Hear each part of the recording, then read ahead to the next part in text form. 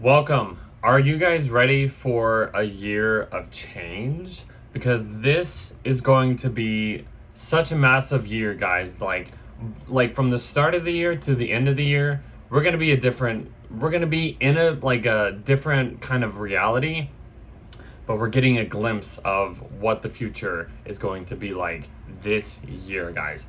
2025 is going to be the year of change. I've mentioned it in the last few videos I've talked about in my monthly overview horoscopes, but in this video, we're just basically going to examine the whole year of 2025. We're going to be talking about all the important aspects, transits. We have some big astrological moves happening this year, especially towards like the summer. So that just prepare yourself. We're gonna go month by month, explaining basically all the important aspects, like kind of what I do for the month. But in this video, we are gonna be looking at the whole astrological year of 2025. So I'm really excited to be doing this.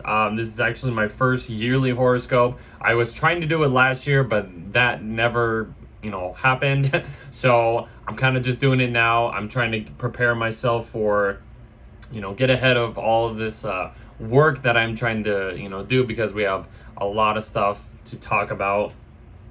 I just finished recording December, so December should be out by this time. I'm recording this a little earlier because, like I said, I'm trying to get a little bit ahead of myself, because we have a bunch of like retrograde energies of where I'm at, because I'm recording this in November of 2024. So if you guys want to look back at this video, maybe eventually, but this is just kind of where I'm at right now. But so yeah, I'm really excited to talk about 2025. I'm just gonna kind of just see where this goes. So but let's see. Okay, so that's a good introduction for that. Let me just kind of just advertise some of my my promotions, I guess I can mention. So the merch, like always, for this one I am actually wearing the Pluto and Aquarius hat. This is Pluto's fully in Aquarius by this point, so I gotta show off the big guy, you know what I mean? So, and I also have some tarot card merch. This is actually one of my favorites. This is the Tower. If you're into tarot cards and stuff like that, I do have that on my merch. How do we get there? I will show you. So if you go to my Instagram page, I've been basically advertising this like every video episode, whatever you want to call it. So just find me on social, Coda for Versin. That's just, this is where I do promote most of my work and stuff like that. So, I just released a bunch of stuff. So I'm always advertising my merch right there. So if you go to the link right here, it'll be the first link, codaforastrology.myspreadshop.com. That'll bring you to the website, the online merch. Right now, I'm actually recording. There's like a 22% off Veterans Day sale where I'm at, because I'm in November at this point. But yeah, so there's a bunch of merch on here, guys. I know there's going to be a lot more merch by the time I'm actually releasing this. So, this is kind of just, past things and past designs that I've had on this. But bunch of stuff, hoodies, shirts, women's hoodies, men's hoodies, whatever you want to call it. There's cups, there's kids' clothing, hoodies. There's long sleeves, water bottles. I actually have a water bottle right here. Coda for Astrology, you can get this. There's actually some coffee mugs that I am advertising right here next to me. Actually, I got backpacks. There's hats. There's pillowcases. There's like these little bags that I have on my wall back there. There's baseball tees. There's ornaments at this point. Probably get rid of them by the time the video's out, but there's some ornaments. There's pillowcases, a bunch of stuff, zip up hoodies, joggers. Joggers are wonderful. Everything is wonderful. Great quality, just products, guys. Everybody's been loving it. I'm loving it. I love to share this. It's just it's just really cool. It's just really cool to do all this stuff. So, I'm doing a bunch of things, guys. Like, it's crazy. I'm just kind of having fun with all this stuff. But yeah, bunch of stuff, on the merch. You check that out, whatever. So that's kind of it. You can search for anything you want, any design. There's all 12 zodiac signs on here. There's, like I said, tarot card designs. There's I have a Chinese New Year design. I'm going to have to make a new Chinese New Year for 25. That'll be the year of the snake. That should be really cool and released probably by the time the video is out. Maybe, we'll see. There's also planetary designs, which I will probably be making like a few more for 2025 because we have a bunch of planetary shifts happening. And we will get to that as soon as possible because I've already have my notes right here ready to talk about it. It's big stuff coming, guys. But yeah, the bunch of stuff on here. So this is the merch. I just wanted to show that. And another thing, I just released kind of like a 3 demo track EP called Wasteland. I mean, look, at this point, it's already like, they've already streamed like almost 100 streams for the song Screaming. Oh my gosh, guys, thank you. It's so cool. Like, this, like, everybody's been loving it, I guess. I'm super excited about this. I've been messing around with music for a while. I haven't really, done anything, but I've been wanting to do something. So, check it out, SoundCloud. Just search, Codeverse Astrology, Codeverse, or just Codefer. You might find it that way. Yeah, so this is just the links, promotions. Check out the music. I love it. I'll probably work on some eventually, but yeah, that's a few things that I want to announce. So if you want to go follow me on Instagram or any social media, it's just, Codefer Versin or whatever like that. So, yeah, it's a bunch of stuff on here, guys. So that's my promotions. Okay, are you guys ready? Are you guys ready to dive into this year? I'm really excited to talk about this year. I can't believe I'm doing this, but I have had, I made some time to do this, so I'm really excited. So, okay, I guess let's just jump into the good stuff, guys. So I'm just gonna try to fly through this as fast as possible. I'm not sure if I'm gonna be doing the horoscopes for all 12 signs. That might be something separate that I might do, but I really just kind of like want to focus on doing just the astrological yearly horoscope, just to see, just to share with you guys what to look forward to in the year of 2025. So as we, kind of begin January, before we get into January, please like, share, subscribe, share your comments. Tell me what you're excited for. Tell me what you're not excited for. There's a lot of good things happening, guys. But yeah, if you want to follow me on either on Patreon, getting this a little bit early, follow me on Patreon. My tier is $10. That's it. It's cool. You can get this a little earlier than when I post it onto Spotify, which is another thing that I am on. I'm on Spotify. You can watch and stream on Spotify, do all that fun stuff. Follow me on there too, because that's another announcement that I just released not too long ago. And what else? And just, whenever I post it on YouTube and make it public, will be eventually, after I post it on Patreon and Spotify. So I think that's about it. But yeah, so yeah, follow me, like, share, subscribe. Tell me what you're excited for. Tell me what you're not excited for. If not, whatever. This is a big month, so I mean, it's gonna change. It's gonna shift all of our lives anyway. So it doesn't matter what we do.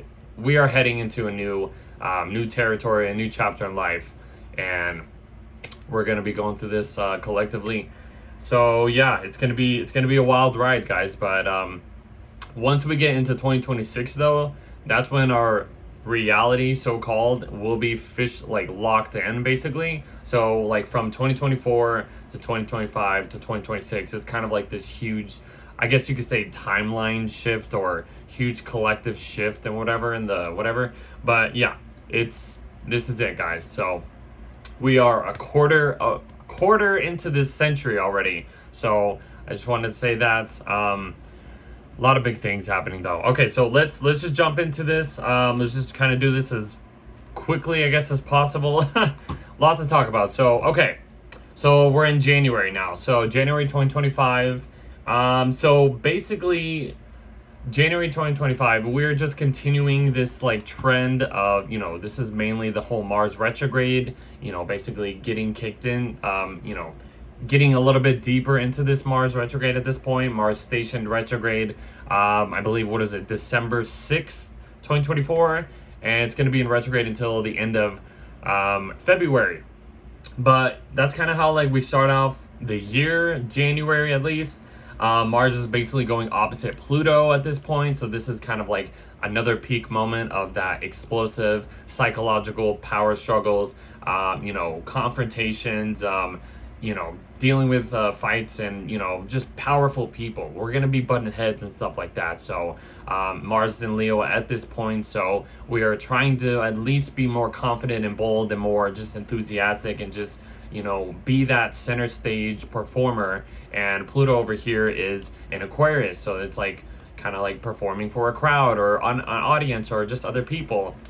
And you're getting feedback and you're getting, either dislikes or you're getting good things, or it's just there's something there. But this transit is going to continue until Mars is done with basically when it leaves like Leo basically at this point. But it'll come back to this, eventually in like April, I believe. So we'll kind of get there.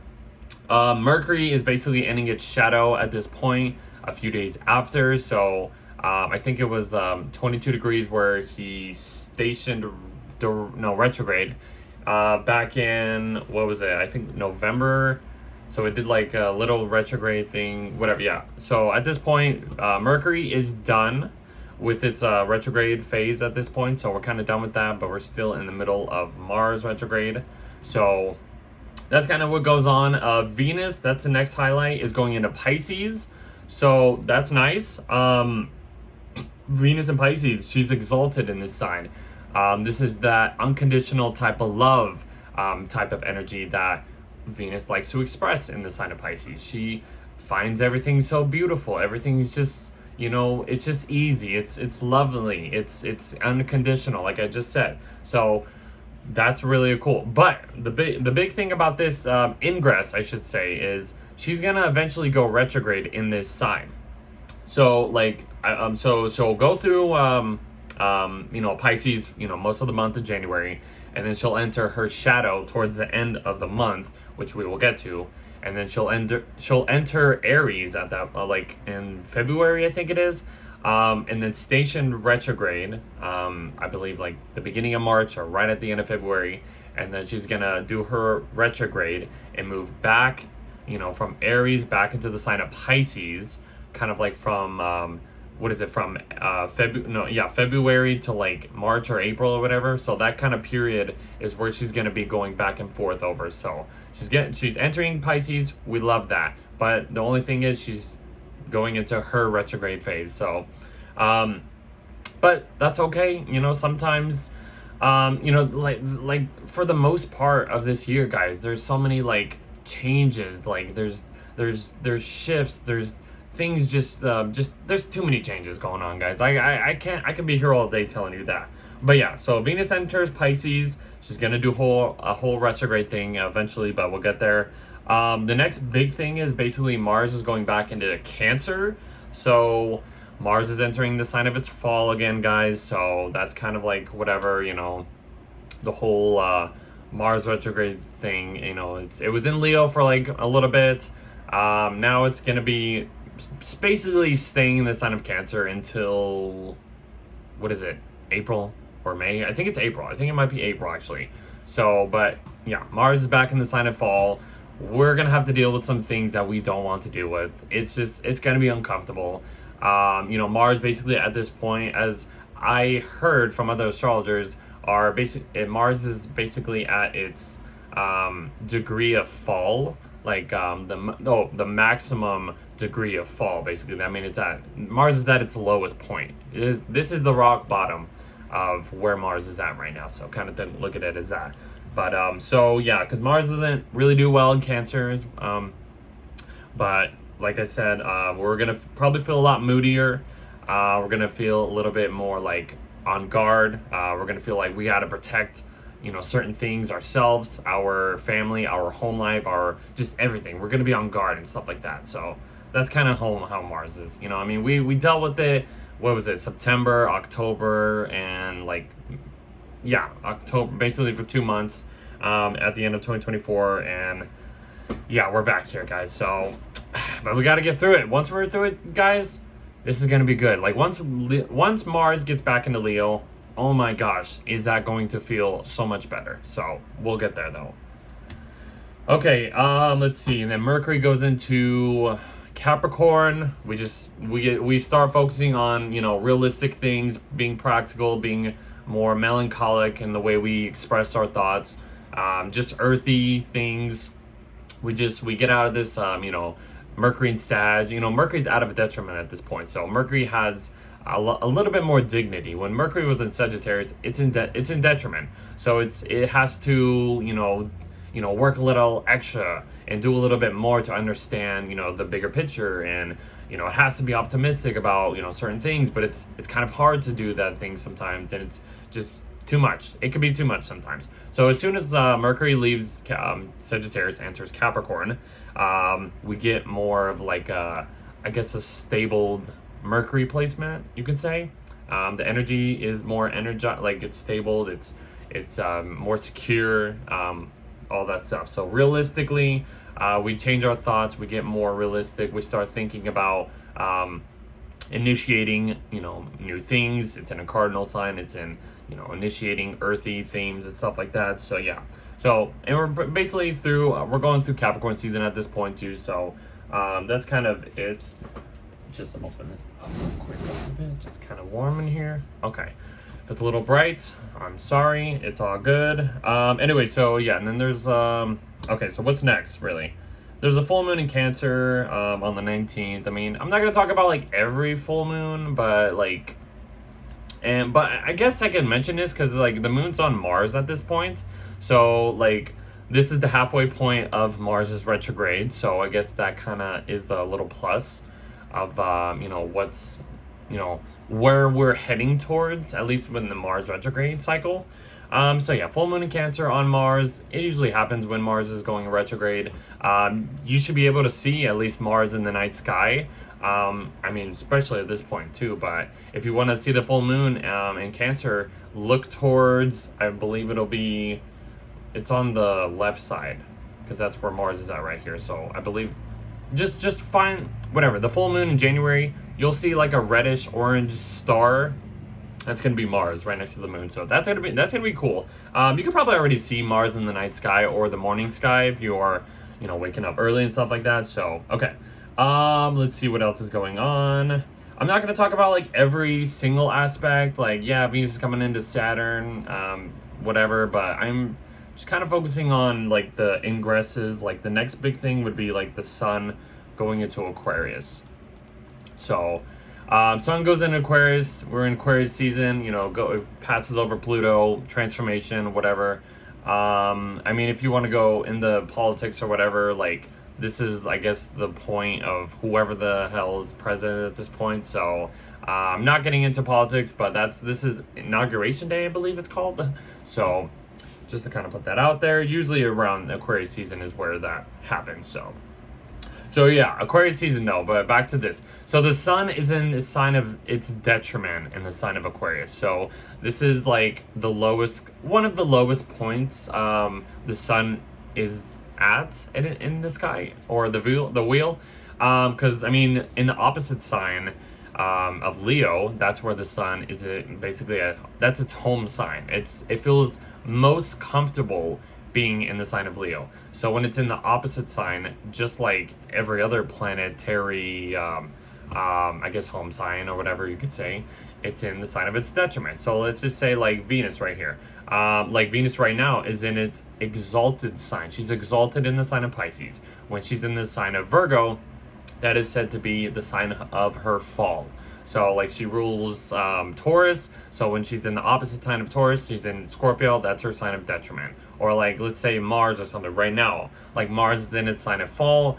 If it was in the sign of Capricorn, it would be in its exalted sign. So it'd be lifted up if it's exalted. But if it's in its detriment or fall, it's a little weaker. So that's kind of like the whole detriment, home sign, domicile, whatever that kind of thing is. So yeah. But yeah, the sun in that Aquarius, it's in its detriment. That doesn't mean it's a bad thing. It just means it's at its lowest points. The energy's a little dimmer. It kind of focuses on like, groups of people and stuff like that. So that's about it. Let's see what's going on here. I mean, yeah, we got Mercury going opposite Mars. Look at that. That's gonna be some tough communication or confrontations, I would say, during that point. But they'll be fine. I mean, it's just an opposition. So I mean, Mars is in Cancer at this point. So I mean, it's like anything could like literally trigger us. So it's like, even if you're like, this is like Mercury being this serious, being cold, communicating something just like, not really giving a F, basically, and then just like being like over here like Mars and Cancer, you're like, oh, come on, man, that's like, you're just so emotional and just triggered and stuff like that. So I don't know, I'm just throwing that out there. Okay, what else is going on in January? Let's see. Okay, that's basically it. I mean, yeah, Venus is kind of like about to enter her shadow. As soon as Mercury goes into Aquarius, that's when she enters shadow. Yeah. So it's around the 27th, 28th, you could say. Mercury goes into Aquarius. Mercury likes to be in Aquarius. It works really well in the sign of Aquarius. It's it does really well in the air signs. So very sociable, very intellectual, very, kind of out of the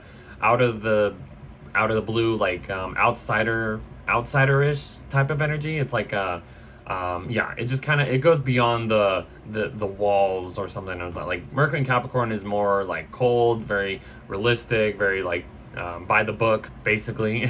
So when it goes into Aquarius, it's like, it's going outside of that, wall, or outside of the status quo and stuff like that. But yeah, Mercury does really well in the sign of Aquarius. Enjoy that. But the most important thing is Venus is gonna enter her shadow at this point, which that means that she will come back to this point. When is it? I think it's May. No, it's not May. It's like April, I think, when is it something like that. I don't know. Anyways, just important.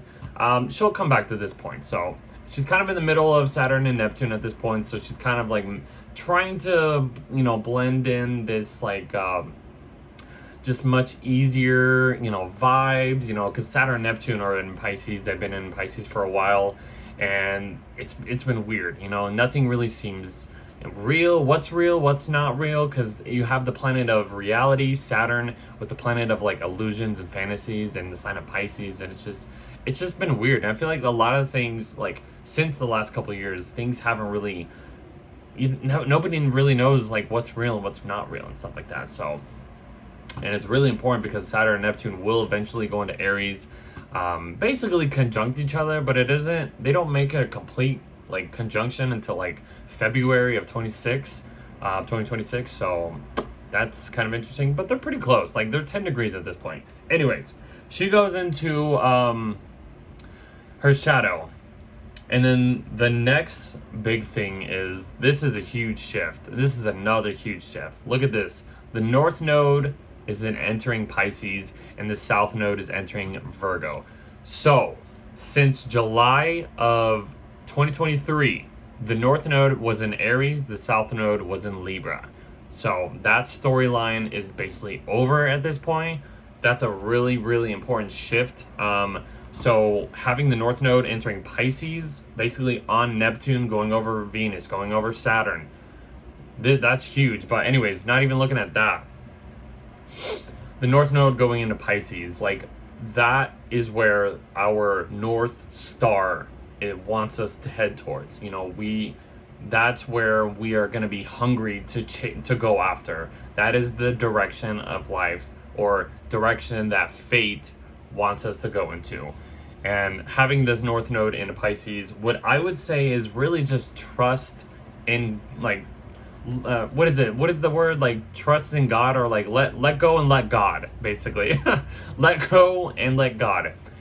Like spirituality, like dreams, fantasies, just out of the like so much unconditional energy at this point is where we are going to go. So it's like I said, let go and let God, just, go beyond, like, don't focus on like the South Node being in Virgo. The South Node being in Virgo is it's gonna feel draining to, look at the details, to, I guess, services of any kind, taking care of physical health and stuff like that. That's the South Node.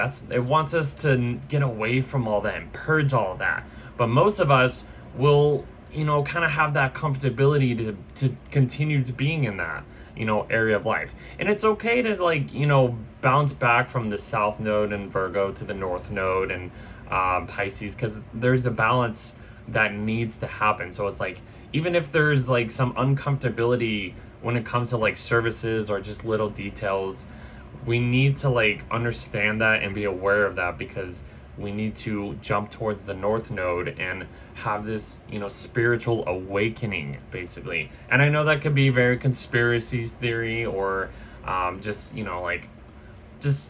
conspiracy in general, like saying, oh, just, be more spiritual and stuff like that. But it's like, that's kind of what it really is telling us. And that's the storyline. And it begins this month, guys. So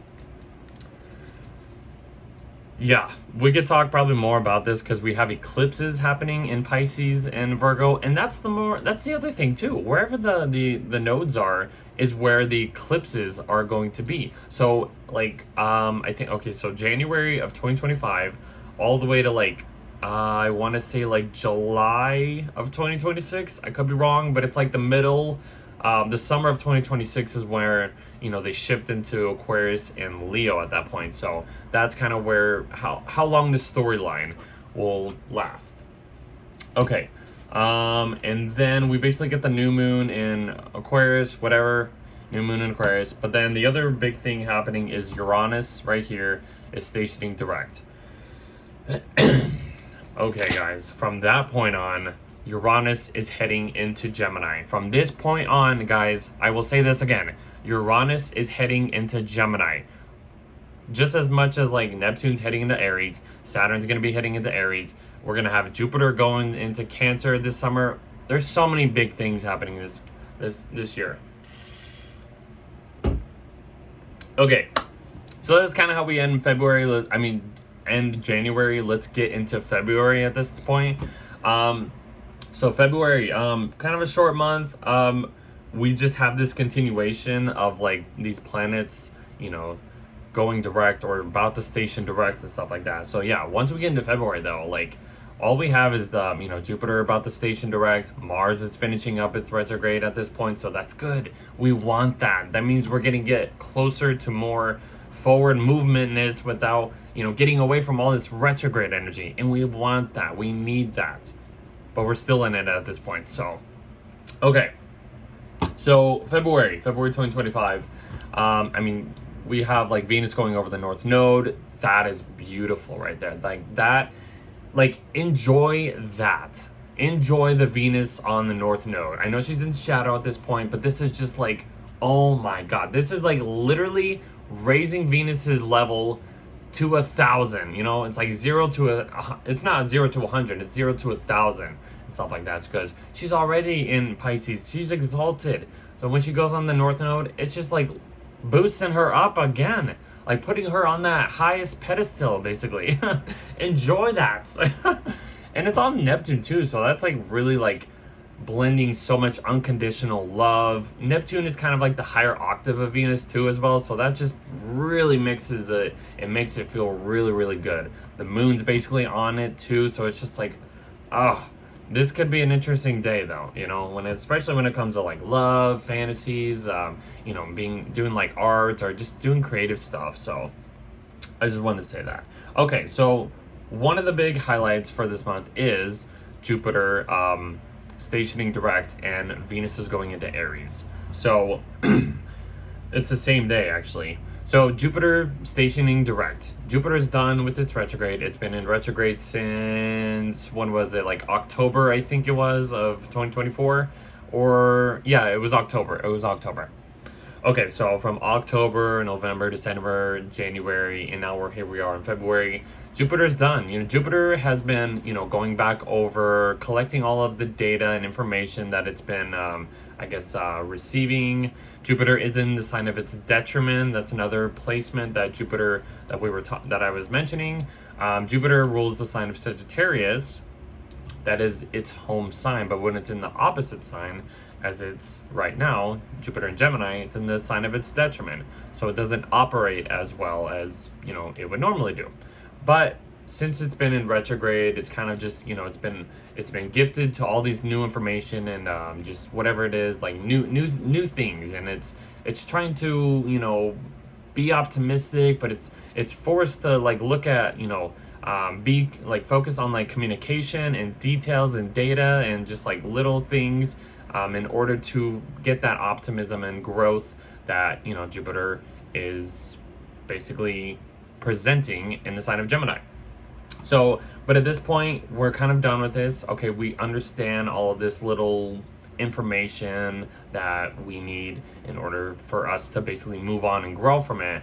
But yeah, we're still kind of in this. Jupiter from this point is going to finish its transit through the sign of Gemini, and it will enter Cancer by the summer. So very important keynote. Other thing, Miss Little Lady over here, Venus, she's entering Aries. She gets a little bit fiery, you know, she gets a little hot, she gets a little sexy. That's kind of Venus and Aries. You know, she's very impulsive. She wants to go after what she wants. She's very like, I don't care. I'm going head first into anything that I desire for. And that's kind of what Venus in Aries is. But she's going to be stationing retrograde very soon at this point. But yeah, like I said, she's going to be going retrograde, going back into Pisces, and then she'll like, kind of just swing back and forth in this area for quite some time. So, but yeah, Venus in Aries, hot, sexy, go after things very impulsively, be careful. And this is another thing, she's in a sign of her detriment. There's so much like detriment energy at this point, so the energy might not feel the best, I could say. Because look, I mean, Mars is in its sign of fall, Jupiter's in its sign of detriment, at least the moon's in exalted sign of Taurus. I'm just kidding, but not looking at the moon. But Venus is in its sign of detriment, the sun is in its sign of detriment. Like there's just so many, like energy is just kind of lower, a little bit, not too much, but it feels different at this point. Anyways, we got like a full moon in Leo in February. Let's just kind of, I guess, get to that. Where are we at, right? It's around the end of February. It's middle part of February. Full moon Leo, whatever. And then Mercury goes into Pisces. And this is another important point, actually, because Mercury's basically going to swing back and forth from Pisces to Aries and do with another retrograde at this point. So, but Mercury and here's another Mercury in the sign of its fall. Like it's another detrimental energy for, you know, the month of February. Mercury in Pisces is weird. It's so weird. Like you're literally like speaking in like forms of like emotional, like intuition, things that just things don't make sense when in the sign of and when Mercury's in Pisces. It's just weird. It's not clear.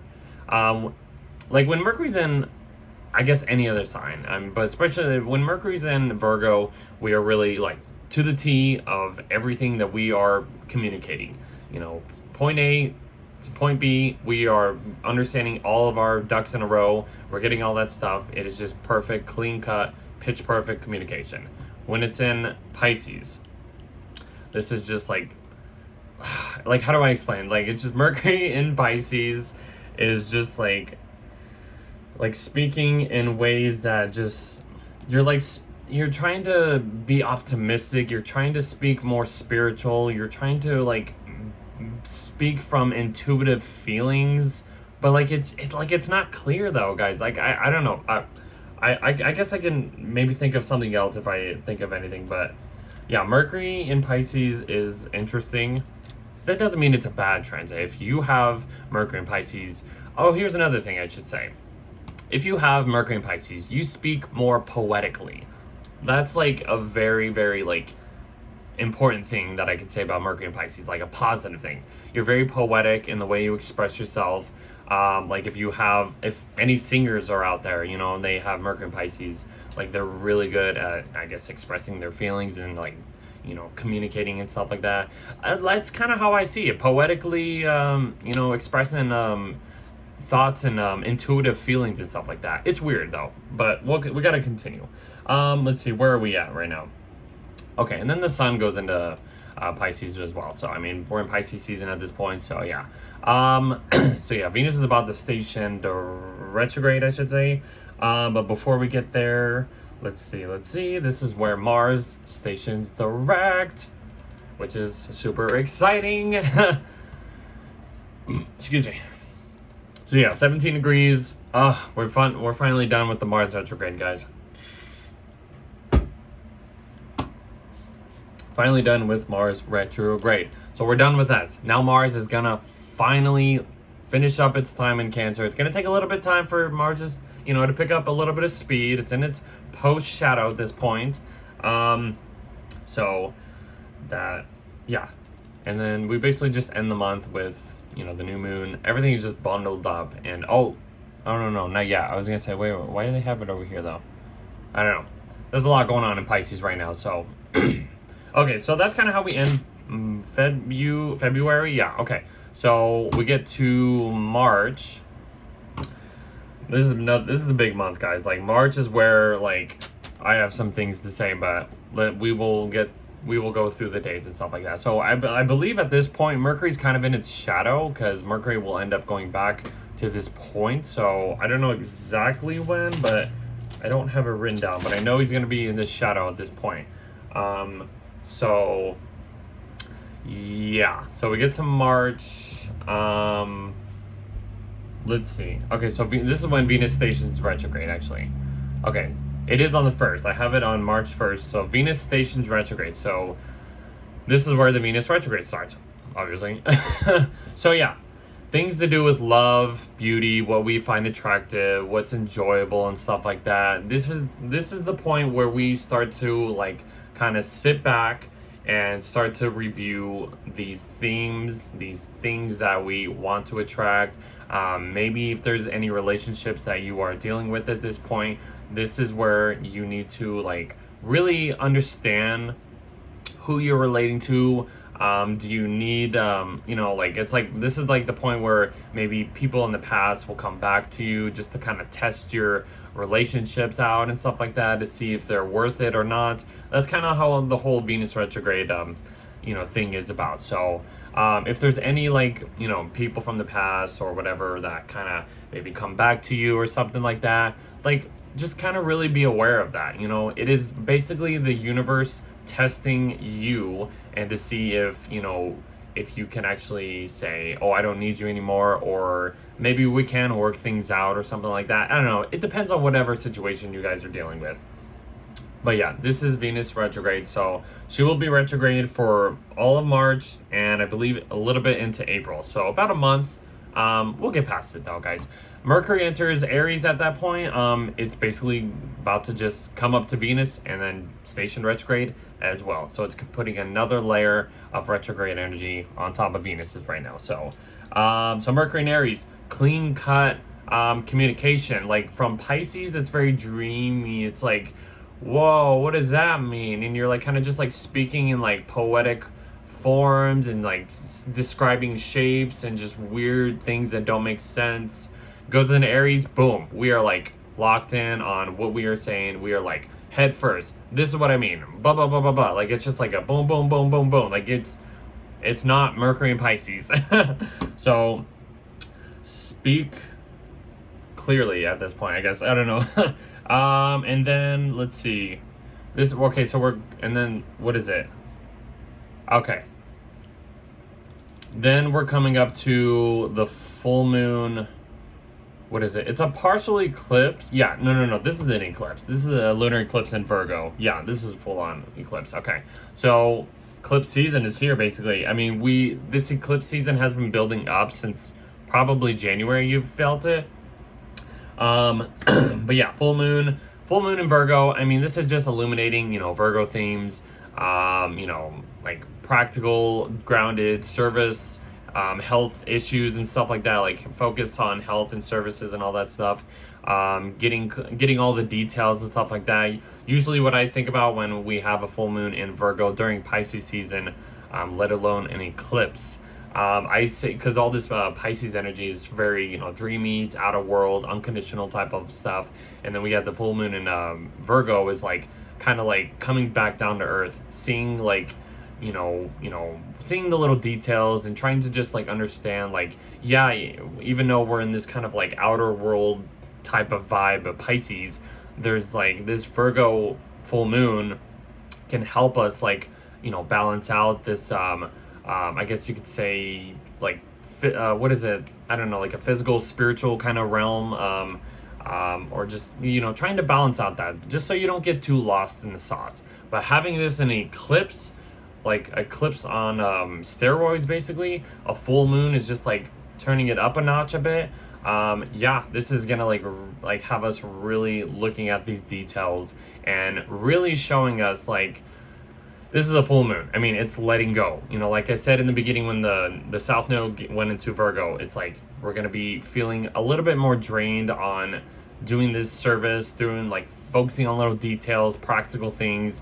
This is just really showing us, like, hey, we don't need most of this stuff anymore. It is about basically letting God do whatever it needs to do, letting the universe do what it's supposed to do. Just kind of let go of the mundane things and go to more spiritual I guess activities, or just spiritual mechanisms or outlets, whatever you want to call it, in order to just understand what this storyline is trying to show us. So a lot to talk about there. And then Mercury will station retrograde, followed by Venus. They're basically they're like, Mercury is just following Venus's path. Venus is leading, and then Mercury's coming right behind it. So Mercury retrograde, here it is. And then the sun will go into Aries. The sun is exalted in Aries. The sun loves to be in Aries. This is the spring equinox at this point. So yes, I mean, even this is kind of like the halfway point of Venus's retrograde as well as Mercury's retrograde. So there's some Cazimis happening. There's some light bulb moments. There's some clarity. There's some understanding solutions and problems, and like, wow, okay, I understand this a little bit better than, this is why things have to go under review, especially when it's talking about relationships, the way we express love. That's a huge thing. I mean, yes, these two planets are going on, like, through the beams of the sun, so they are being combust. Their planet, their energy, or whatever there is being purified at this point. So yeah, it's not going to be as expressful. We're not going to be, understanding, the energies at this point. It's not going to be so loud and open. It's kind of under the beams of the sun. It's very low key at this point. So, let's see. And then basically, yeah, I talked about the Cazimis, and then Venus goes back into Pisces conjunct Neptune, and Neptune's about to enter Aries, which is we're about to talk about that stuff. So she conjuncts Neptune, yeah, very unconditional, going back over maybe like understanding a little bit of like who you're relating to, who you should be giving your, I guess, unconditional love or attention to, whatever. Like, this is the reviewing part. Like, maybe when she went over Neptune and something happened to, like, how you're relating to other people and stuff like that, and now you're understanding like, I think there's been a little bit of a deception here, or illusion, or maybe I was leaning into more of the fantasy, the illusions or whatever. But I feel like we'll start to understand something here once she gets back onto Neptune. So, and then there's everything's building up in Pisces. Mercury's about to go into Pisces. There's a new moon in Pisces. There's a new moon, and then Mercury goes, and then, okay, so Mercury and Neptune kind of swap. So Mercury goes back into Pisces, and Neptune enters Aries. And then I have something to talk about Neptune and Aries. So yeah, but Mercury's going back into Pisces. Communication's gonna not be as clear again, let alone in its Mercury retrograde. So, miscommunications, extra miscommunications, delays, glitches with technology, all that stuff. Neptune and Aries, though, we have a lot to talk about here. So this is like one of the first main highlights, the big moves that these planets are about to do. Neptune and Aries. So the last time Neptune transited the sign of Aries was 1862 all the way to 1875. And, you know, the notes that I've written down here. So Neptune is about illusions, idealism, spirituality, if you want to say it. It's the 5D level. It's the outer realms of what's beyond out there and stuff like that. It can be, kind of loosey-goosey in a way. It's very just like, it's the collective. It's a very generational collective energy. So like having there's a lot to talk about. I can't even. Having Neptune transited the sign of Pisces over the last, 14, 15 years at this point. Neptune's, there's been a lot of just spiritual, like social media has been very just like dominated and prominent at that point. It's been very just like rose-colored glasses of like things not really being real. We've had a more like different identity in a way. That's kind of the whole social media rise and stuff like that. Even when Neptune went into Aquarius back in like the late 1990s, most of the 2000s, like that was like kind of when the internet was starting to bump up. It was the thing to do, it was like the collective coming together. And then like the whole social media thing just started rising through Aquarius. Neptune and Pisces just kind of took it up a notch. A lot of conspiracy things, too much conspiracy stuff, having Neptune in the sign of Pisces. And even last time Neptune transited the sign of Pisces, like in the 1800s or whatever, like right before the 1860s, I should say, they were basically doing the same thing of what we have been doing since Neptune was transiting the sign of Pisces, focusing on the spiritual realm, doing focusing on like just stuff that's like out of the ordinary and just like what's beyond there and stuff like that. And it's really interesting that it's basically, it's a modern day spiritualized stuff. But okay, that's kind of the whole backstory. The last time Neptune was transiting Aries was, I said, 1862 to 1875, and this was basically leading to more pioneering efforts in the topics of like chemistry, drugs, spiritualism in a way, and also like comparative religion and tendencies towards self-deception and illusions.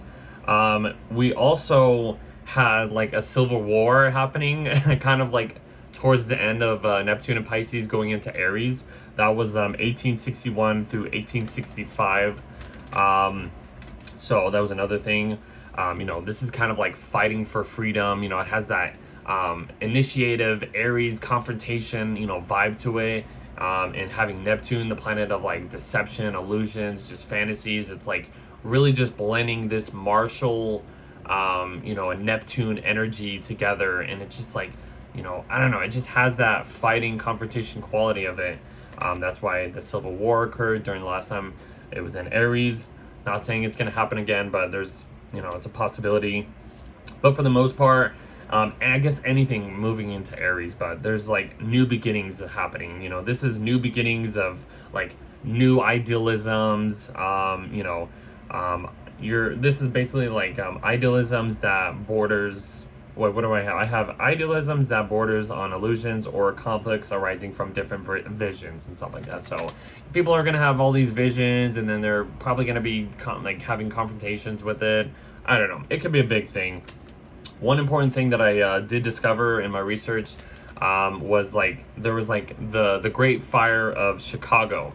I guess that was like a huge deal at that point. I don't know exactly when that happens. It was in like, last time it was in Aries, but like 1800s or whatever. But I don't know if there was other like huge fires in cities and stuff like that. I don't know if it was in Europe or if that was just like really if in America or whatever that. But there was like, I guess this, fire burning in cities and stuff like that. And that's kind of like dissolving. You're dissolving something with, Aries, fire.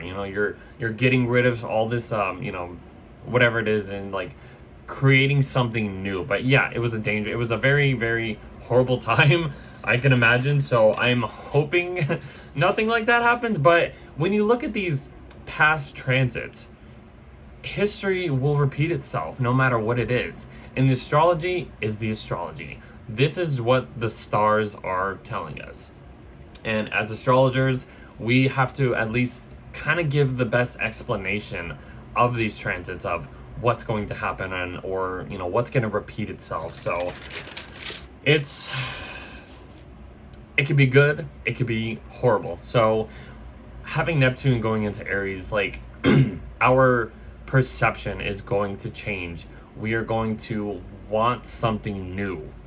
We are going to be leaving this Neptune and Pisces era that we've been in, and excuse me, even though Neptune's going to go back into Pisces later on this year, but like we're going to have this spark. We're going to have this spark of inspiration, and our ideals are really going to be like setting new heights, or like I said, pioneering. Like I said, it said pioneering efforts in like spiritualism, like new discoveries and stuff like that. Like we are going to discover probably some cool stuff happening. And Neptune's going to be in Pisces, not in Pisces. Neptune's going to be in Aries from 2025 all the way to 2039. So that's a long time for this transit, guys. So just kind of get ready. I guess we can talk more about this, but that's kind of like the main gist of like Neptune going in Aries. Very, very crazy. We'll get into April. Okay, so we're in April at this point. All right, so let's see what's happening really. I mean, Venus is kind of like finishing its retrograde at this point. It's going back over the North Node. Same with Mercury. So a lot of cool stuff maybe happening, reviewing a lot of fateful things to do with like Venusian stuff, or even Mercurial stuff, like logical minds, or just really focusing on this North Node, this spiritual, I guess, doorway towards where we need to head. And this is kind of just mixing all of these energies together, trying to understand this North Node, this new storyline that we are being introduced to. Let's see. Oh, we have actually a kind of a good highlight right here. So Saturn is making a sextile to not Neptune.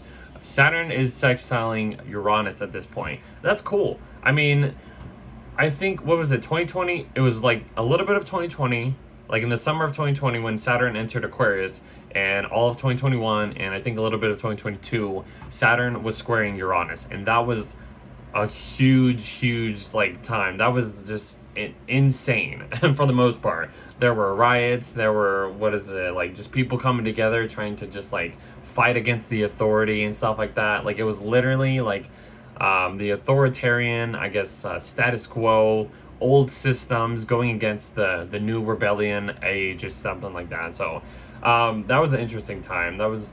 But it's cool that Saturn's making a sextile to Uranus over here. So it's like, it's not so stressful, but like Saturn and Pisces, Saturn's been about, testing our faith, trying to discipline our internal world, who we really are and who we are from the inside. It's like disciplining our soul, maturing our soul, kind of just doing, trying to ground ourselves or limit ourselves in this boundless world. I've been mentioning that since Saturn's been in Pisces.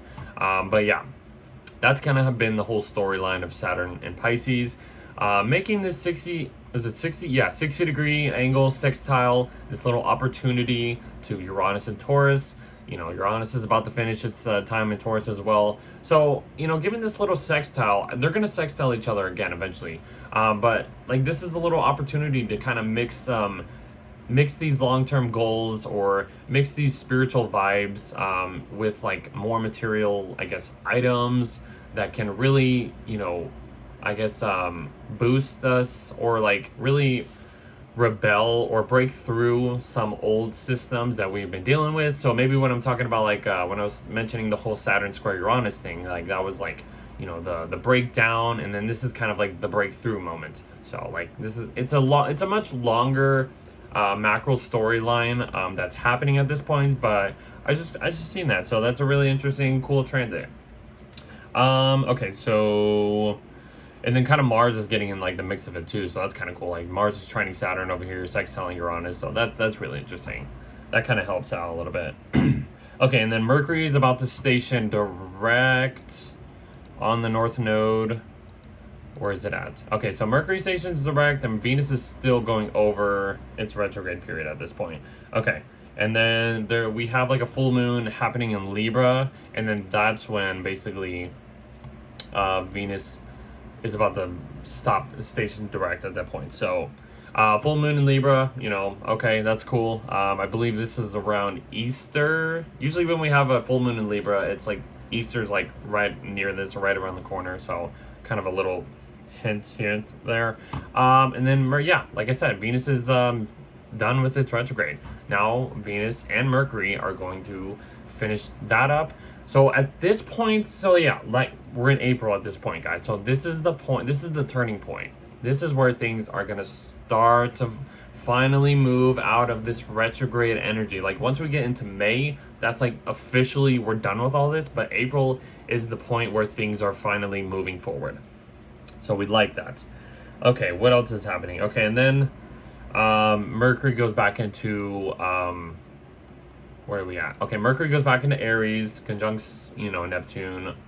Something spiritual or something communicative or some discovery could happen at that point, or initiated something like some new idea.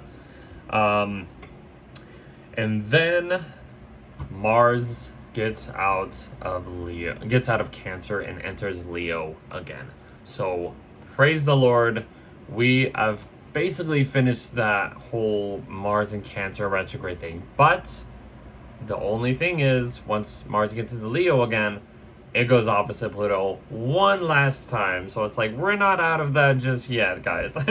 So there's one more obstacle, one more hit of this psychological power struggles, confrontations. Like, it's just like, but this time, we should expect this. We should know that something is going to happen. You know what I mean? Like, because Mars has been in this point, and it's been like, oh, it went opposite Pluto, and then it was just kind of like went to Leo, and then it stopped, and then station retrograde went back over that opposition to Pluto, and then, you know, finished it out. But at this point, this is like, you know what? We should know. We should be okay. You know, do the Mars and Leo thing. Be confident. Be bold. Be just enthusiasm. Stand up for what you believe in. You know, that's kind of what I say. So if you are getting feedback or something that's negative, stand up for yourself. You know, that's kind of the point and where we're at this point. Like, we're done with all this. We need to move forward and be our own authentic self. So if you come into conflict, if you come into anything, just handle it. You know, just do it the best way possible. That's what I can say. And then we get into Taurus season. The sun moves into Taurus. You know, Venus is still over here on the North Node. On Saturn, too. That's actually interesting, though. That's a really cool transit right there. So take advantage of that. Like, that's some cool stuff right there. Mars squares the sun, and Mars trines these guys over here. So that could be some tensions right there. Taurus, Leo. That's some button heads right there, but it's all good. Not the biggest deal in the world. Let's see. And then as we get towards the end of April, we have a new moon and Taurus, and Venus goes into Aries again. So she's finishing up that stuff. It's retrograde. Mercury's out of its shadow at this point, so that's good.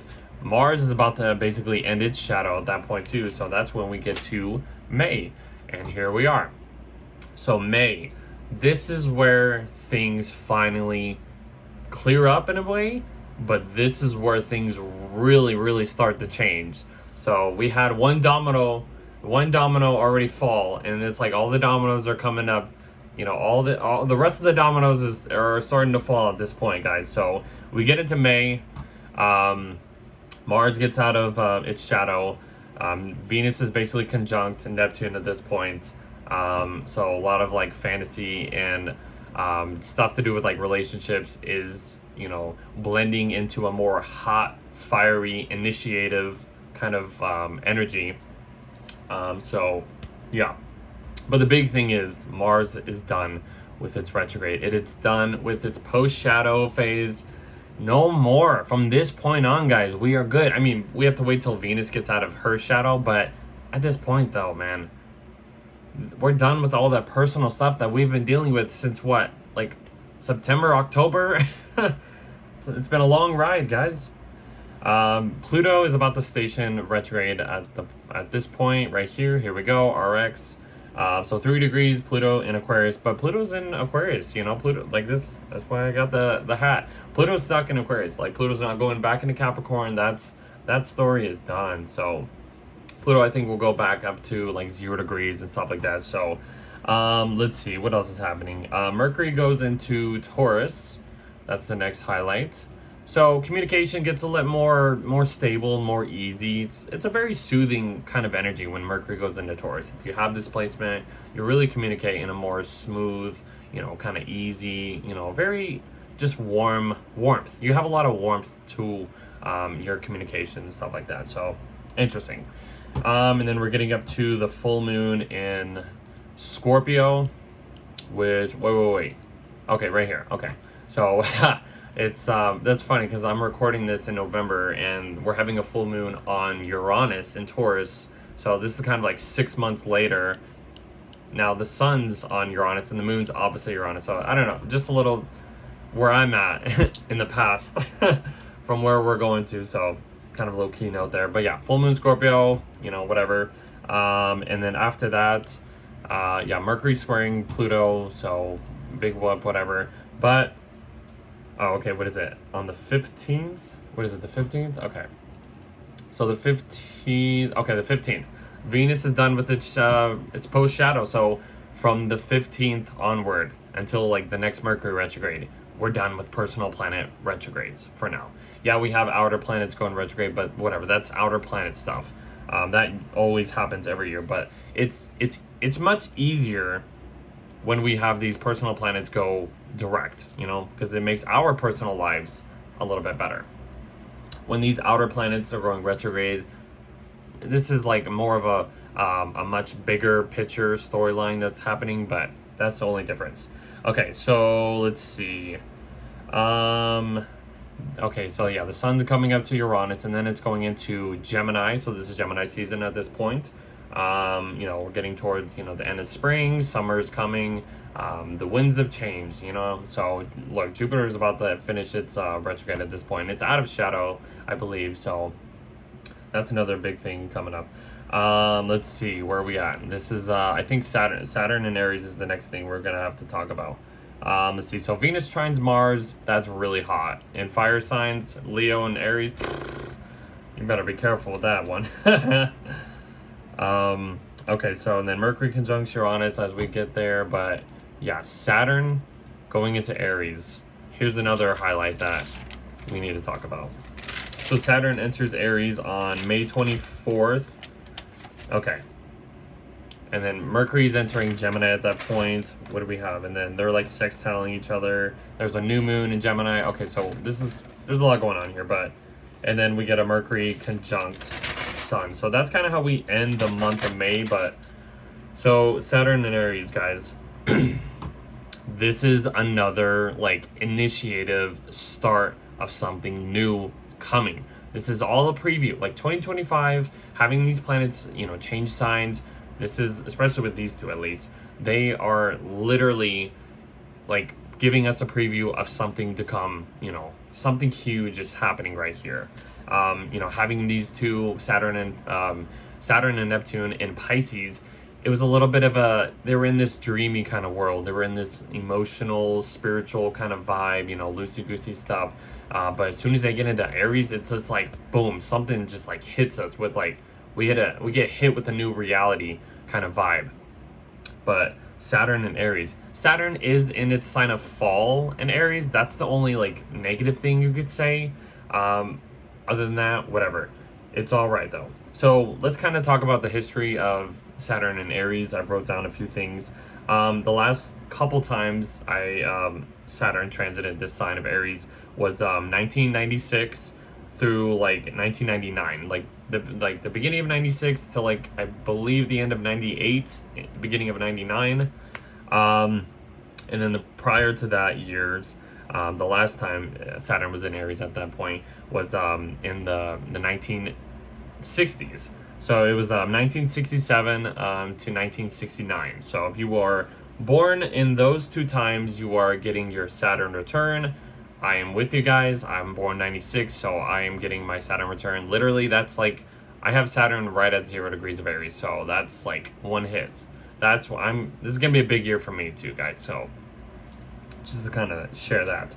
But okay, so Saturn and Aries, like the energy of it. So for the most part, you know, this may have some difficulty, you know, showing. We might have like more difficult ways of like understanding our own like authoritarian role, our own leadership role. Like this is gonna be the challenge of Saturn and Aries, because Saturn is about, you know, responsibilities, maturity, discipline, and it's going into the sign of the individual, the person, the who we are, the self.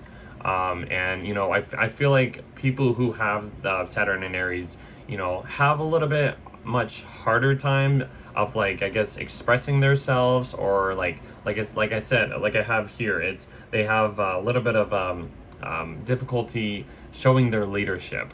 But the important thing is about Saturn and Aries is it will take time, and we need patience in order to build that strong, solid leadership, or that strong authoritarian role, in order for us to feel like I guess like a leader, you know, our own individual leader. Aries, you can say, is a more what is the word, autonomy or something like that. This is gonna really discipline our autonomy of who we are as Saturn transits the sign of Aries over between 2025 to like 2027 or 8. I believe it's 2028 though. So yeah, the challenge here is to really look at a more long-term goal of how this is going to affect us. And yes, these planets are just introducing this new energy. Neptune and Saturn are going back into Pisces eventually at the end of the year. But like I said, this is a preview. But Saturn and Aries is all about longevity. We're going to have to find ways to assert ourselves. We're going to have to not beat ourselves up if things don't go our way. Like if we have problems, I guess, with confidence, we're gonna have to build that confidence up as much as possible. And we'll eventually understand that once Saturn leaves Aries, we will be in a different like kind of reality perception of who we actually are, and like our leadership roles are going to change. The big stuff happening, guys, though. But set big goals from this point. You know, set big goals. Take like, even if you're into like sports or something, like, you know, do strategic sports or something to do with strategic actions that can help you build this confidence, build your own leadership, build your own autonomy. You know, do that. That's going to be the whole the test. And like patience is a huge Saturnian word or keyword. And you know, Saturn is about being cautious, and Aries is a more impulsive kind of energy. So when you mix these two, you know, the planet of like cold reality, like reserved planet, with the impulsive and independent, just going out there impulsively doing something and then thinking later or something like that. I feel like it could help us. It could help us not really jump the gun like immediately, because we're going to have that impulse, that spark, that, ooh, I gotta do this right now. But it's just like Saturn's like, no, you don't have to do this right now. You're going to have to like take one step at a time. And I don't know, I'm excited. I'm going through my Saturn return, about to be, especially at this point. So I know there's big things happening, at least for me in my life, but for the collective and most part, like, you want to be aware of this stuff. Like, what else do I have here? Mixing these two energies together can help us bring a more careful and methodical approach to any goals that we set from ourselves from this point on. So methodical approaches to life for any goals, like I just said.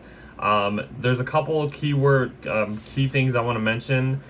So Saturn has a participating rulership, or I should say participating triplicity rulership, being in the sign of Aries. So like I said, it kind of helps out this Aries energy, even though it's a very impulsive, it's a Mars ruled sign, so it wants to just go after it and just it wants to attack and boom boom boom boom boom. But like Saturn has that approach of like, wait, we need to know what we're kind of getting into before we just like go attack, you know what I mean? So, and the last time, I believe this was in the news or something. The last time in the 90s when Saturn was in Aries, there were like cloning sheeps or something, like, or cloning animals or something like that. Like that was a huge deal back then, especially like for anything, like you're cloning DNA to make more like animals or something like that. And that's just a weird thing to think about, because it's like what they can do, even if it's in, you know, that I guess department or that area of life, whatever you want to call it. Imagine what they can do, you know, this time around. Crazy stuff, guys. Crazy stuff. I just wanted to talk about that. I'm really excited about Saturn Aries, even though it's like, yeah, Saturn's in its fall, but it's just like, yeah, but if you know how to use the energy like right, you can get far with it. And I love that. I love that. Okay. So we're going into June, guys. So we're halfway through 2025 already. I'm about an hour into this, so that's okay.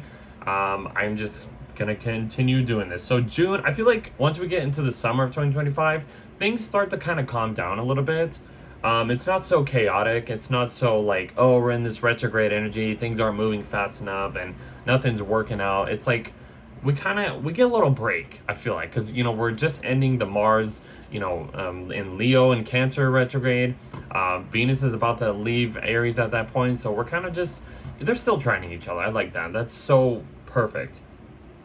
But yeah, in June, like, things calm down a little bit. Things get a little easier, I feel like. So take advantage of June. June is a good month. So, okay, so Venus goes into Taurus. She's home. She's in her beautified, warm spring home of Taurus, where she can just indulge. She can enjoy everything, all Venusian things. It's just nice. It's beautiful. It's warm. It's loving. It's just, it's cute. You know, it's Venus in her home. And take advantage of that.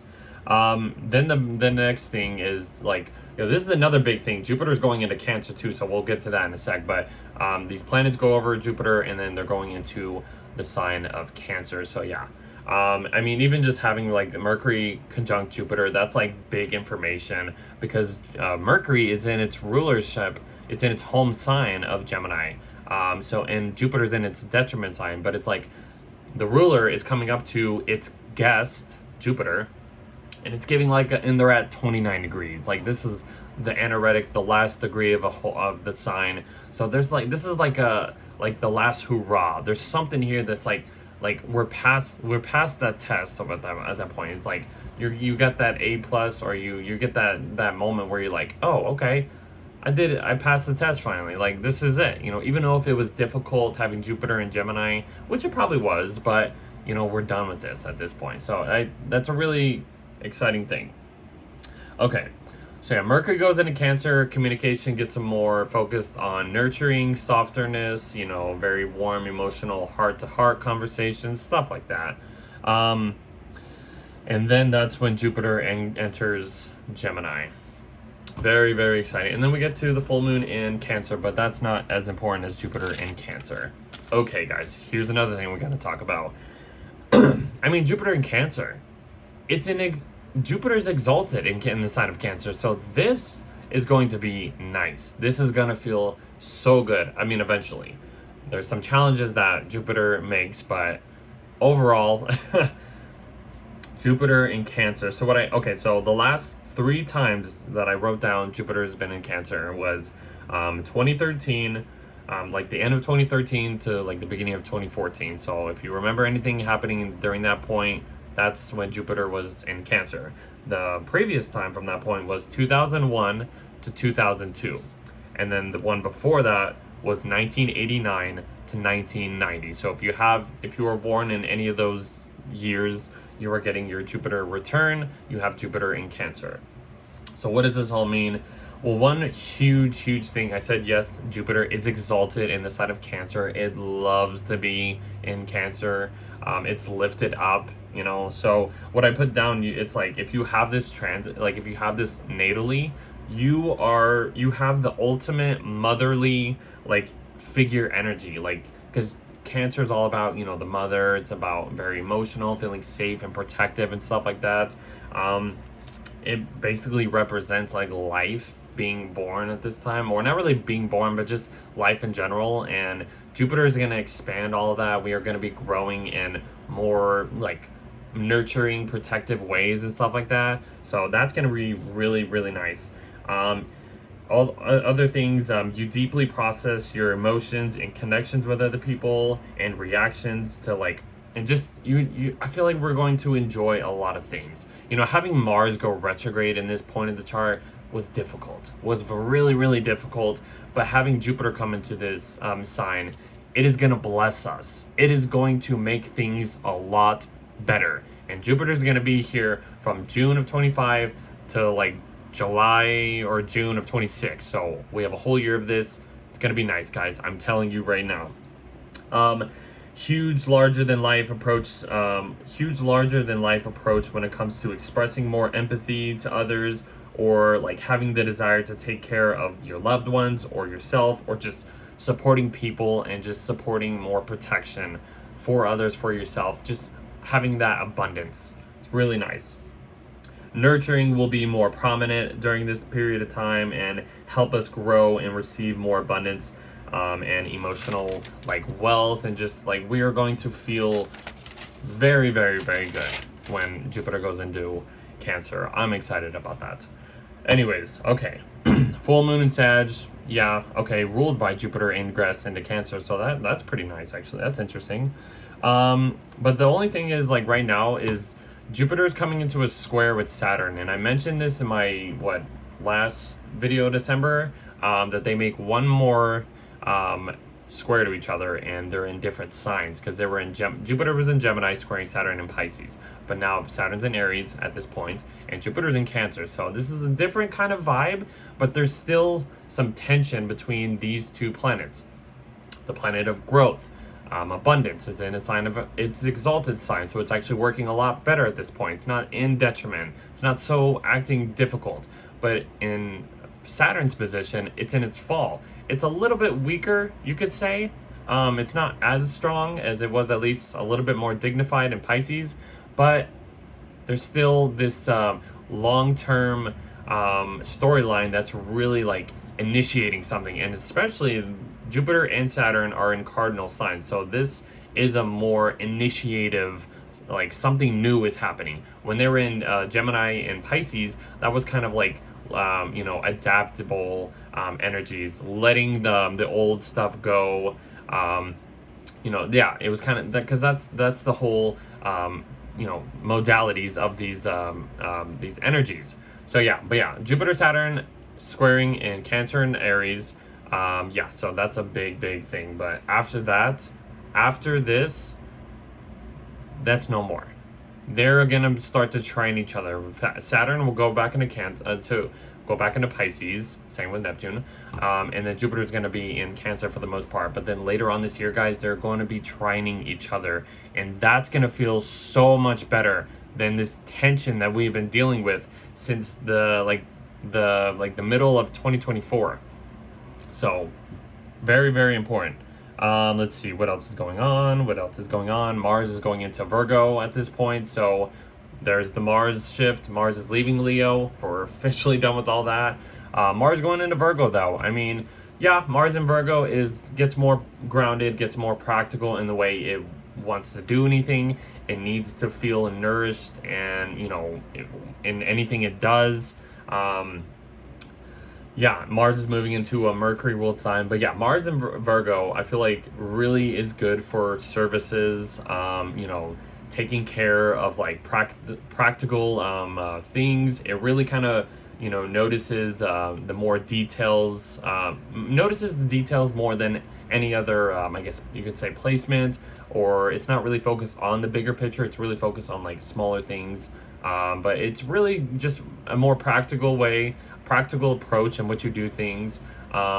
It's a pretty decent energy. So kind of enjoy that. I mean, yeah, Mars will eventually go over the south node, which will feel draining. You know, that's the only problem about this, but it's all good. We'll get it past it. Okay, what else is going on?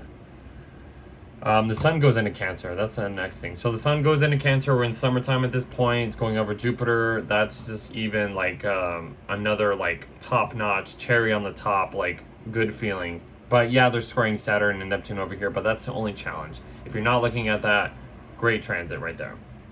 Let's see. Mars is like sextiling these guys. Okay, that's cool. Then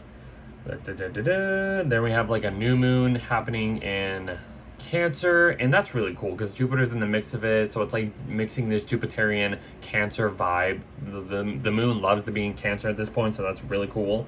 And then after that, Mercury goes into Leo, and I believe Mercury's about to do another retrograde at this point. So we get to okay, Mercury in Leo, you know, just basically speaking from your chest, being loud, being proud, don't even care what you say, you're just speaking. You know, that's Mercury in Leo. It's very just out there, doesn't really care, but it goes opposite Pluto, so that's the only challenge. But yeah, that's kind of, we end the month of June. We get into July.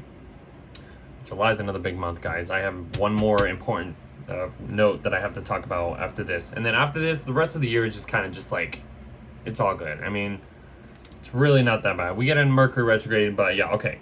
That's kind of what's happening in July. So July, Venus goes into Gemini, but she will conjunct Uranus at 29 degrees, which Uranus is about to change signs. Just hint, just think about that real quick.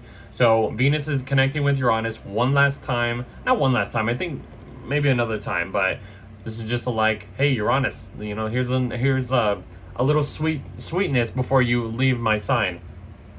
Okay, so she goes into Gemini, and then, you know, that kind of shifts the whole Venusian things. She gets a little bit more communicative. She attracts more communication. She wants to attract, you know, more like intellectual relationships and stuff like that. And then Neptune goes retrograde. So that's as far as Neptune's going to get into Aries at this point. And then Neptune's going to start to move back into Pisces.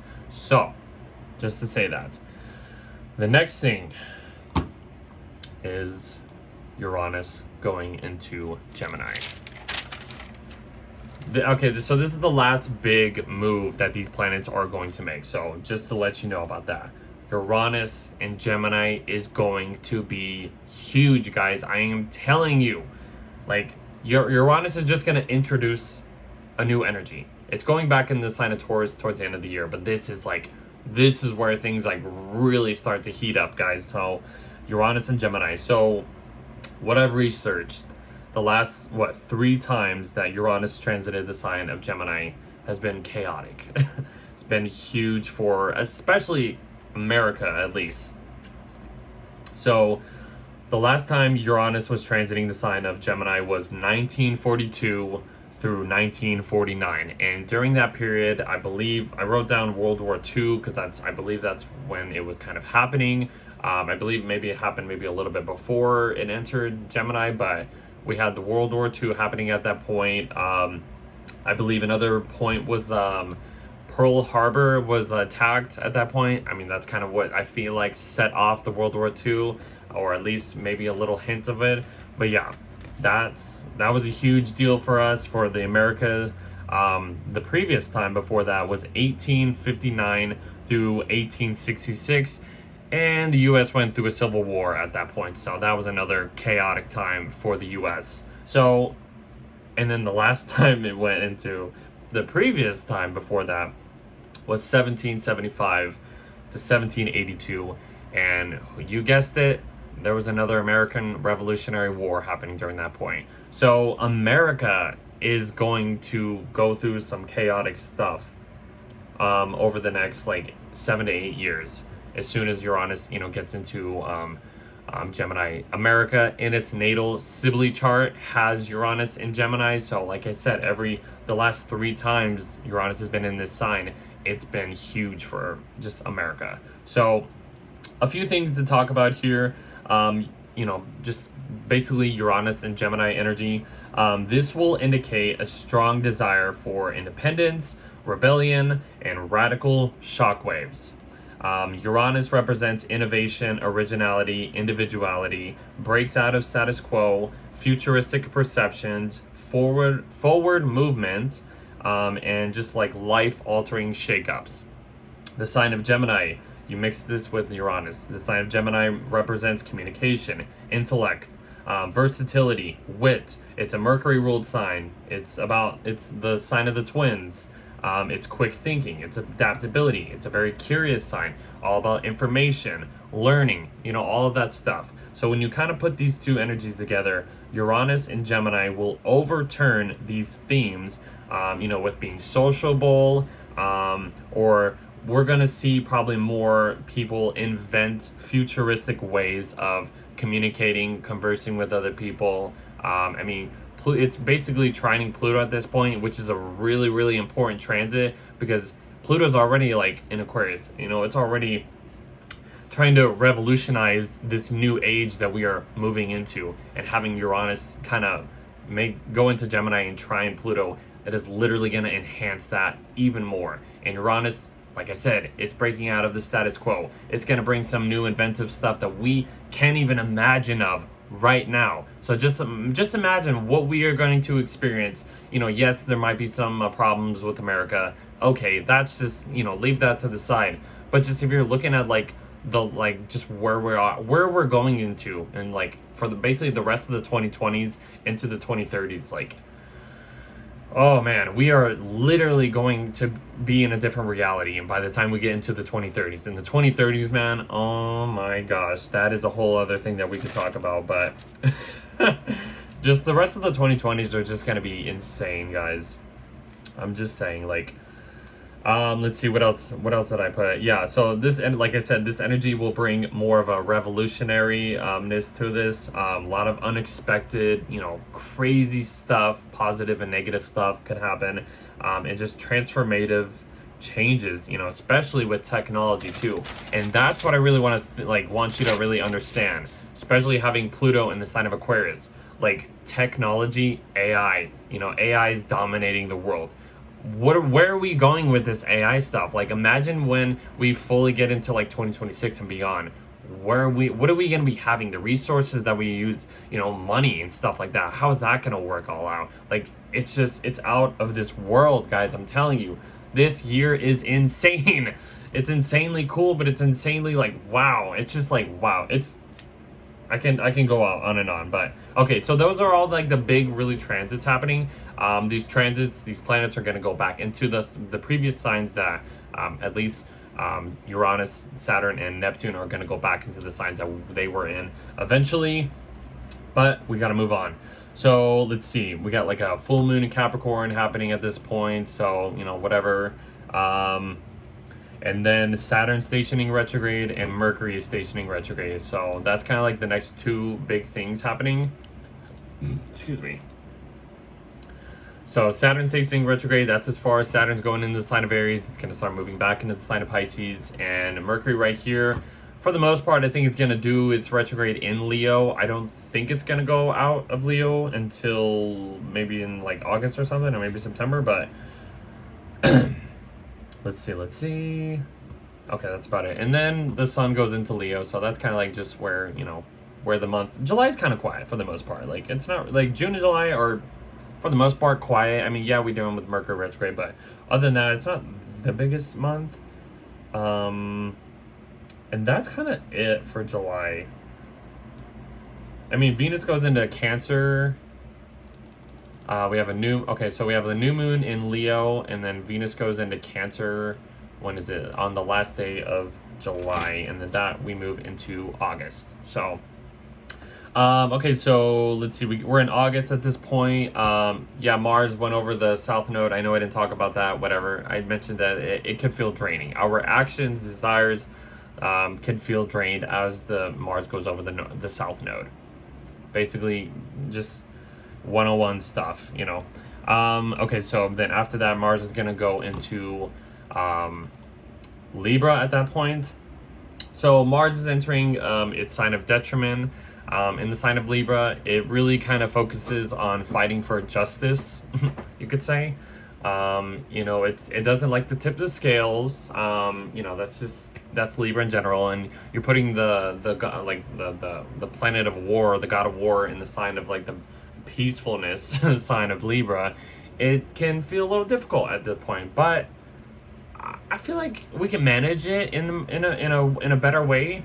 Like Mars is not in Cancer. Like we have a hard time managing our actions when it's in the sign of Cancer, but when it's in Libra, little more decent we can handle, but it's still in its sign of detriment.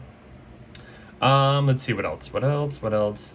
Why did I put new moon in Aquarius? That's supposed to be full moon in Aquarius. That's weird.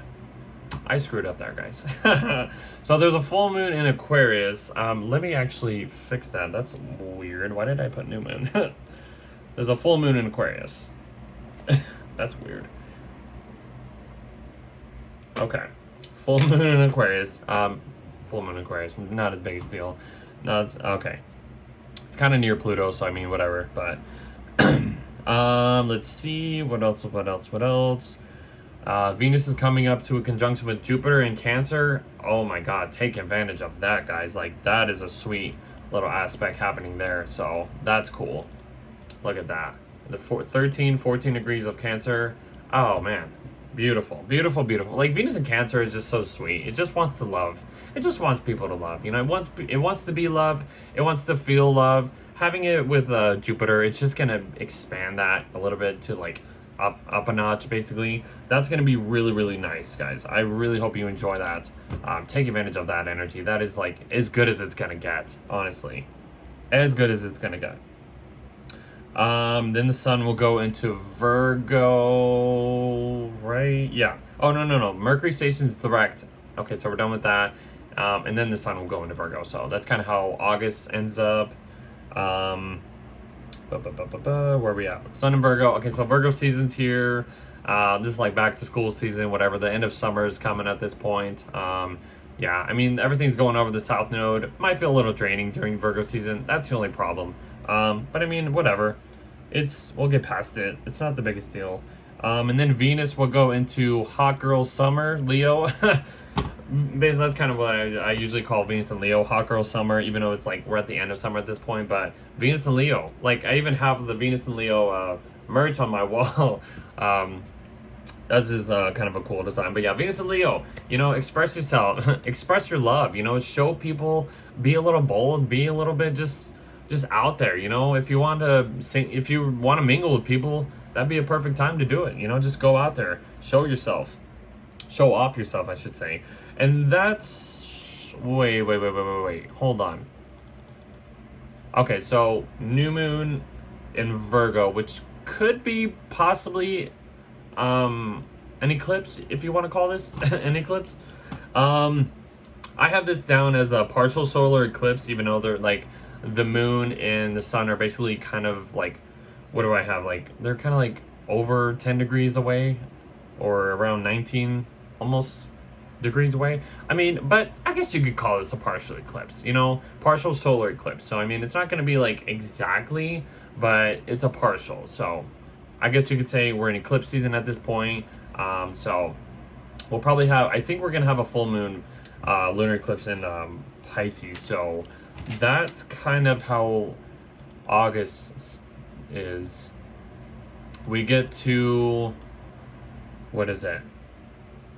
Why did I put Mercury ingress? Oh, no. Okay.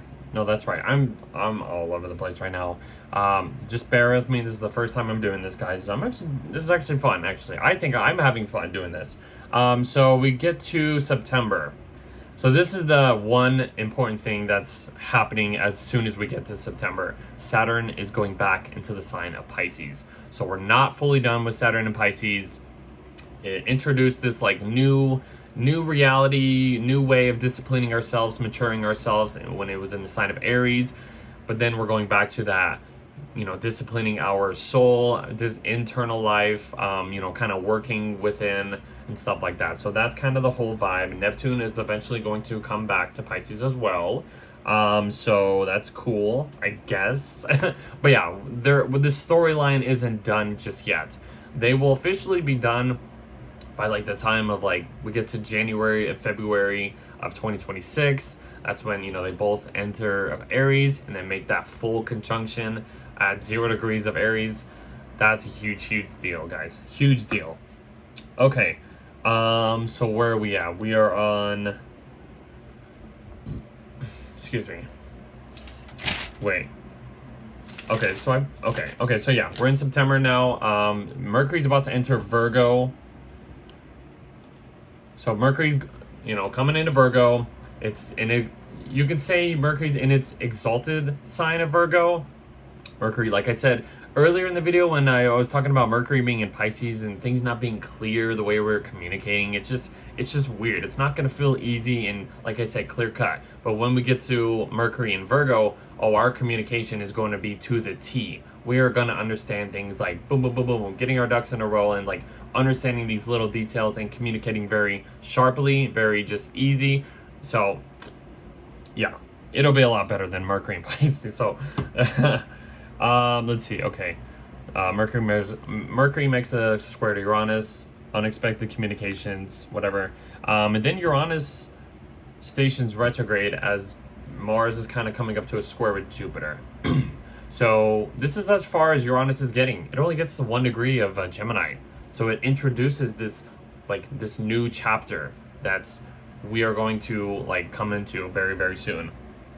So yeah, Uranus stationing retrograde, so everything to do with like rebellion and like innovation and stuff like that, especially having Uranus freshly into Gemini, this is like really some new stuff is coming. But Uranus is going to go back into the sign of Taurus, finish its, you know, transit there eventually. So but once, I believe it's like the spring of 2026 is when Uranus fully leaves the sign of Taurus and enters Gemini and stays there completely. So, but yeah, Uranus is going back into the sign of Taurus, and this is where we have the full moon lunar eclipse, pretty accurate, like pretty closer to the nodes, the lunar eclipse in Pisces. So yeah, this is basically, I would say the end of, no, I wouldn't say it's the end, because there's another new moon in Virgo that's kind of partial eclipse. So once we get past that one, we're done with eclipse season at this point. But here, full moon in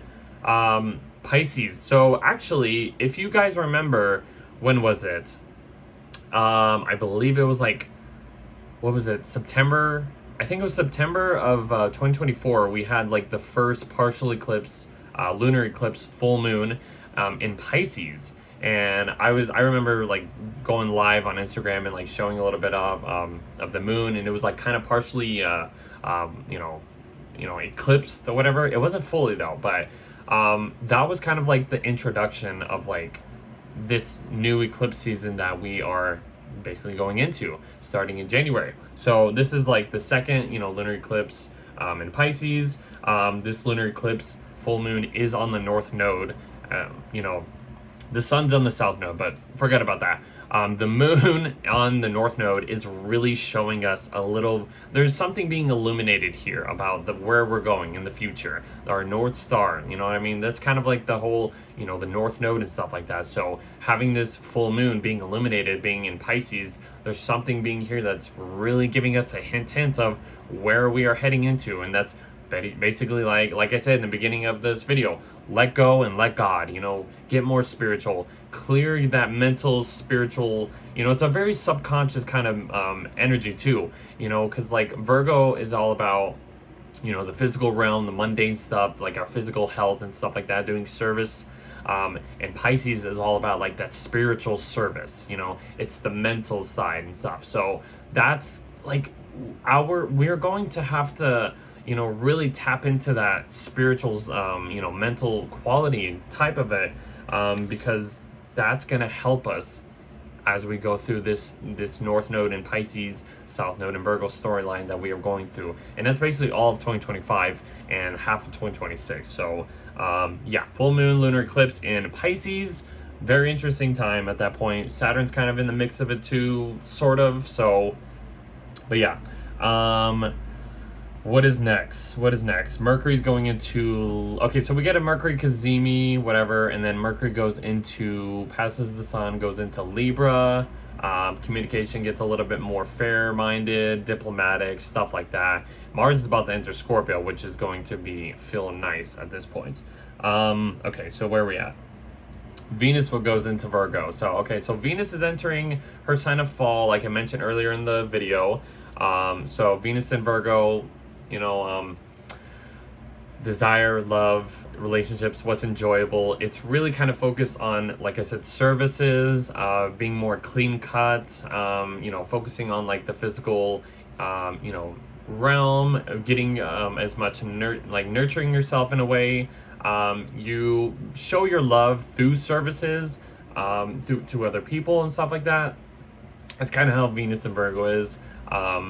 Little note there. So Venus goes into Virgo at that point. Let's see. Then we get like a new moon. Okay, this is the other new moon I was talking about. So this one I feel like would be closer to being a solar eclipse than the first one. What I put down here is partial solar eclipse 11 degrees away. So this one I would say is a lot closer than the first new moon in Virgo. So that one's more partial. This one's more closer to being a solar eclipse. And this is where eclipse season is done at this point, after this. And then Mars gets into its home sign of Scorpio. So yes, Mars, we like Mars to do Mars things. It's out of Libra. It's not so passive aggressive or, you know, trying to not tip the scales and stuff like that. Mars and Virgo is like, you know what? I'm tipping the scales. I'm doing what I want to do now. Like, nobody can tell me otherwise, you know? That's Mars and Scorpio. You can tell somebody that has this to not do something. Oh, they're gonna be like, oh, I'm doing it anyways. Like, that's kind of Mars and Scorpio. There's no way around it. Scorpio is a fixed sign, and I feel like that kind of has that quality of like, you know what, I'm doing whatever the heck I want. You know, nobody's gonna tell me what to do. Like, so that's kind of what it is. But yeah, so Mars eventually becomes more dignified. You know, most of the year Mars has been in fall and Cancer. It's been in Leo, like, it's not so dignified there. It can operate pretty good in, you know, Leo and Virgo. Then it goes into Libra, and it's like, oh, it's in its detriment again, so it's not operating as well. But then once Mars gets into Scorpio, it's like, okay, Mars can finally operate the way Mars wants to operate. And it's just like, so most of the year, it could be tough, guys, but it's okay. Mars gets into Scorpio, and then the Sun gets into Libra. But the Sun is in its fall in the sign of Libra, so it's like the quality of like our ego or where the light is being shined gets a little dimmer in a way. So it's like our energy's all there, but the way we express ourselves starts to become a little bit dimmer. And that's kind of how we end the month of September. Let's see. Yeah, I mean, that's kind of how we end the month. And then we get into October. Mars is squaring Pluto at that point. Whatever. I mean, that might be a little bit of annoying, but there's bigger things happening. Okay, so we get to, what is it? Okay, so we're in October at this point. A little hair right there. There's a hair on my hand. Okay, so we're in October 2025. Doing pretty good, I mean, for the most part, on timing. So yeah, Mercury squares Jupiter. Mercury then goes into, like you see that here, they're squaring each other. So then Mercury goes into Scorpio. Mercury going from, you know, diplomatic, you know, being so nice, Libra, you know, that's kind of how the vibe is. And then as soon as Mercury gets into Scorpio, this is just like being like, you know, cutthroat in the way you express yourself. You're very hyper focused on certain things. You're like focusing on secret stuff and like just like stuff that's like very hidden and stuff like that. That's what you're mainly focused on. The way you communicate isn't like all there, but you're trying to like investigate things. That's kind of Mercury and Scorpio. So we're coming up to the full moon in Aries right after that, which happens sort of on the 6th. What do I have? I have it on the 6th. So full moon in Aries on the 6th. Neptune's kind of there as well. So that's interesting. Neptune's about to go back into Pisces this month too. So let's see. Okay, so the next big thing is, okay, so Venus is over the South Node at this point. Relationships are going to feel a little bit draining at that point. But once that's over, once she's past it, she goes into her home sign of Libra. And this is where relationships will redeem their selves or whatever. it's going to feel nice to relate, communicate, be social and stuff like that, you know, mingle with people at this point. Perfect. Let's see. So she gets into Libra. She's trining Uranus, going opposite Neptune. Let's see. And then the next big thing is Pluto is, oh, it's actually showing it on here. Pluto stations direct on the 14th. So I thought it was 0 degrees that Pluto was going back to, but it's 1 degree at least. So Pluto goes back to 1 degree, October 14th, stations direct. It's done with that. Let's see. Then we have like a new moon happening. That's the next thing. New moon's happening in Libra, and then it's like the moon goes into Scorpio at that point, but new moon in Libra at that point. And then this is when Neptune, the next big highlight is Neptune going back into Pisces. So that is on, what is it, the 22nd, and then the sun goes into Scorpio at that same day. So, but look at, this is what I was talking about, guys. Especially with the Saturn Jupiter thing, like we get all this water transits and look at everything's just trining each other. Look how nice this looks, you know, like there's 1, 2, 3, 4, 5, 6, 7 planets in water signs at that point, and they're all connecting like good with each other. It's in a harmonious trine. Like, that's gonna feel so nice from what we've been dealing with for the most of the year, guys. But yeah, like the whole Jupiter, you know, Saturn kind of square we were dealing with, from this point on, it's gonna feel a lot better. Like, especially because they're trining each other, they are working in at least good elements, you know, the same element, emotional, security, and just blending whatever it is together. But yeah, that's gonna feel nice, guys. But yeah, Neptune going back into Pisces. So yeah, I believe this is as far as Neptune's gonna go, like 29, maybe 28 or whatever, but that's really it. Neptune's done after this point, finishing its Pisces transit. So yeah, Neptune's back into Pisces until the end of January of 26, and then following month, Saturn will go into Aries as well. So yeah, Scorpio season is here. Sun enters Scorpio, gains a little bit more dignity. It's not in Libra anymore. That's kind of how we end the month. We got, like I said, Mars is trining Jupiter, Mercury's trining your Neptune. We got all these trines and stuff like that. Mercury trines Saturn, and then Mercury goes into Sagittarius. I believe at this point Mercury's in its shadow because it's going to go back into Scorpio. So, but it's in Sagittarius. It's in sign of its detriment. It's thinking big, optimistic. It's just big picture things, and that's kind of how we end the month. Mars trines Saturn, trines Jupiter, all that stuff. So, okay. So we get to November of 25, guys. So 22 more months left. Okay, so what do we have? Okay, so Venus is squaring Jupiter at this point. Not too bad, I would say, because they're both dignified. The only issue is it might push you to do a little bit too much. You might indulge a little bit more than you should. But I don't really see this as too bad, actually. Mars is trining Neptune, and then Mars will eventually go into Sagittarius. So, you know, Mars is going into this open world. It has the desire to just go after, you know, do whatever it wants, to just chase and whatever, just go expand and just, you know, shoot the arrow and just head straight towards any target that it desires. Mars and Sagittarius can be a little, you know, all over the place. What I think about when Mars enters you know, Sagittarius, Mars is about like you know, confrontations and fighting for, you know, stuff like that. But, you know, Sagittarius is all about like beliefs and truths and stuff like that, philosophies. I feel like having Mars and Sagittarius, it really stands up and fights for like the truth, or what it thinks it's the truth. So if you have this placement, you probably can relate. You know, fight for the truth, or fight for what you believe is true, and stuff like that. That's kind of like a little keynote there. So Mars is going opposite Uranus from Sag and Gemini. That's going to be interesting. That's going to be a really interesting transit at that point. Excuse me.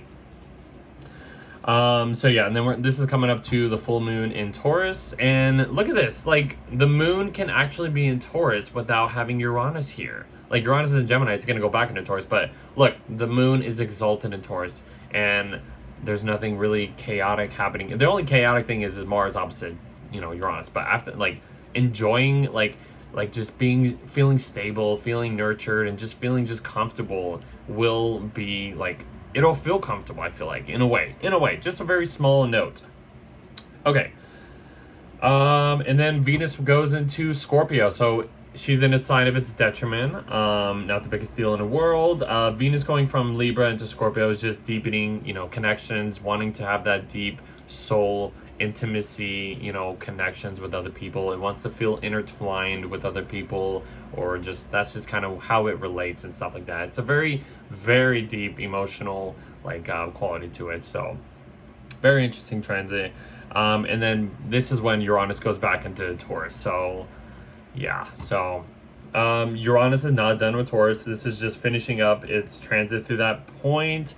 Let's see, then this is where we have Mercury stationing retrograde, being conjunct Mars. So kind of watch what you're saying at this point, because whenever Mercury and Mars come together, it's a very, like, it can be heated conversations. The way you are communicating can be really cutting deep in a way. Or I should say, being in the sign of Sagittarius, it can be very blunt, and it could probably hurt some feelings at that point. So just kind of watch out. But Mercury stationing retrograde at that point. Mars passes Mercury at that point, and then Jupiter stations retrograde basically the same time. So this is as far as Jupiter is going to go in the sign of Cancer. It's going to, basically go back and do its retrograde. Mercury is going to go back in the sign of Scorpio. So where are we at right now? So I talked about that. The Sun is trining Jupiter, trining all these guys. Saturn's probably about to station direct. The same with Neptune. This is when Mercury goes back. Okay, Mercury goes back into the sign of Sagittarius. Not Sagittarius. Goes back into the sign of Scorpio. We get that Kazemi. There's like a new moon happening right there. Venus is there too. That doesn't look too bad, actually. Mercury goes opposite Uranus. That could be a little wild. We have the new moon I mentioned. Okay, and then then we get to Sag season. Okay, so Sun is entering Sagittarius at this point. Let's see. So yeah, go beyond. This is the holiday season. Explore, travel, all that fun stuff. The only problem is Mercury's in retrograde, so you're going to be dealing with delays, probably in traffic or just transportation in general. Okay, let's see. And then this is where Saturn stations direct and Mercury stations direct following that. So they're kind of in like a trine with each other, and then they basically station at the same time. So Saturn's done with its retrograde, so is Mercury, and Venus is about to enter Sagittarius at this point. Okay, so yeah, let's get to that then. So yeah, the next day, or we get into December, basically, the last month of 2025, and then that's when Venus goes into Sagittarius. Has a little bit more freedom loving, kind of vibe to it. It really enjoys, just exploring, just partying a little bit. This is, Mars is here too, so you have the Sun here, Venus is here. Everything's just kind of feeling a little, all over the place, but it's feeling kind of good and fun, and a lot lighter than maybe the Scorpio time. But I feel like that Scorpio time for this coming year is going to feel okay. It's going to feel pretty good having other water sign transits, Jupiter and Cancer, and these guys in Pisces. So yeah, we get to the last month of the year, and oh my gosh, wow, we're already at the end of this year, and I can't believe I did this. So Venus sextiles Pluto. That's like kind of how to start the month. We also have a full moon in Gemini, right there. Okay, so that's full moon in Gemini at that point, right at the beginning of the year. Mercury is trining Jupiter once again from Scorpio to Cancer, and then it basically makes a trine to Saturn as well. So yeah, communication and just like, long-term goals, nurturing and stuff like that, growth, abundance is just in flow of, it's good alignment, I should say. Okay, so let's see. Mars will then square Saturn. That will kind of stop us from doing anything. We're going to come into any walls or whatever you want to call it at that point. Not the biggest deal. Mercury goes opposite Uranus, and then again, and then Neptune stations direct, which happens right here. So yeah, 29 degrees. Neptune's literally at the last degree of Pisces. So, and Saturn's right behind it too. So they are on their way, finishing done their transit through the sign of Pisces, which is wild at this point. Neptune has been in Pisces since like a little bit of 2011 and fully ingressed into Pisces in 2012. So that's a long time, from 2012 or 2011 to 2025. Like, wow, it's just wild to even think of like that. So crazy times we're living, guys. Let's see. So, and then Mercury goes back into Sag, and then basically everything just kind of goes into Capricorn in at the end of December. So yeah, Mars enters the sign of Capricorn. We like that. Mars is exalted in the sign of Capricorn. What I mentioned, Mars being in the sign of Cancer, it's in its sign of fall, but in the opposite sign, it's exalted. It's like we're getting more dignified, like energy, you could say. Yes, Mercury's in its sign of detriment. That's the only maybe issue. That's the only planet I think it's really in detriment at this point. So it's really not that bad. I mean, the moon at this point's in there, but whatever. So yeah, Mars is ingressing in Capricorn. This is like, you know, hustle grind type of energy. Like, we're done with 2025. Now we can head into new territory with all this energy, with all these short-term goals that we want to chase. We are going to work our butts off from this point on. You know, this is kind of like the holiday season. Everything's ending. We're moving into a new direction, new year at this point, kind of. So yeah, enjoy Mars in Capricorn. It's going to feel a lot better than Mars in Cancer. I'm telling you that right there. So if you want to kind of just wait until, you know, putting your all of your energy into something, wait towards the end of the year. That's what I was kind of saying. You know, this first half of the year, 2025, it's not going to be easy, guys. It's not going to be easy. But once we get kind of to the summer, things kind of lighten up a little bit. Things are changing, and you know, here and there. And then we get towards the end of the year, and things start to kind of feel a little better. And you know, especially at this point, we don't have all this like retrograde energy as much at this point. Everything is moving into new territory, so it's going to be somewhat better. Probably a lot better in a way. Okay, and then, yeah, everything's just kind of finishing off in Sagittarius. New moon in Sag at this point. It's squaring these guys in Pisces. And then the sun goes into Capricorn. And then Venus will eventually go into Capricorn as well. And that's kind of how, this is Christmas on this day too. So, so yeah, Venus, Mars, and the sun are all in Capricorn at this point. Pretty nice. Very traditional. That's all I can say. Very traditional time at this point.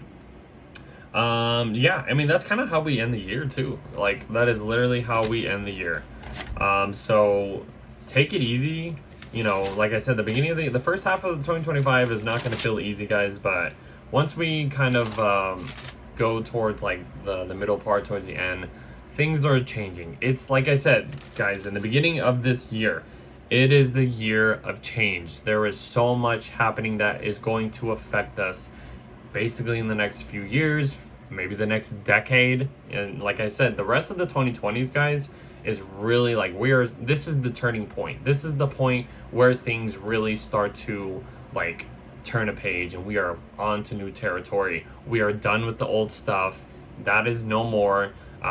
New possibilities, new technological advancements are going to, you know, occur during this time. Like, it is going to be wild. And then once we get into 2026, you know, we have Neptune going into Aries in the end of January. We have Saturn going into Aries again in February. They're going to make a conjunction that has been building up since, you know, Saturn and Neptune have been getting closer together. And Saturn and Neptune are going to be co-signed, well, not co-signed, but just in the same sign until Saturn leaves the sign of Aries, which is going to be like 2027, 2028. So our reality is changing, guys, and it's been changing ever since Saturn moved into Pisces, joined Neptune, you know, in 2023. So from like 2023 to like 2028 is like, this is the shift. This is the transformational time of like our reality changing. So I think that's all I want to say. I'm kind of glad I'm doing good on timing. Maybe I might do horoscopes. I will kind of think about that, but I really wanted to just do another video and look at this whole year. So I really hope you guys enjoy this. Please like, share, subscribe. You know, check out the merch, check out my little EP Wasteland on SoundCloud. I hope you guys like it. It's been going good. Check out, just follow me on Instagram and social. Yeah, that's kind of just what I have to say, and all the information that I even mentioned, like with these transits, like look, it's just like history's repeating itself. So like research it for yourself. Look back at these times, like I mentioned, last time Neptune was in Aries, last time Saturn was in Aries, Jupiter was in Cancer, you know, and then Uranus and Gemini. Like there's so many wild things happening at this point of this year, and it is just going to be a year of change, guys. So I really hope you enjoyed this video. I really love talking about this. I will continue to do this as much as possible.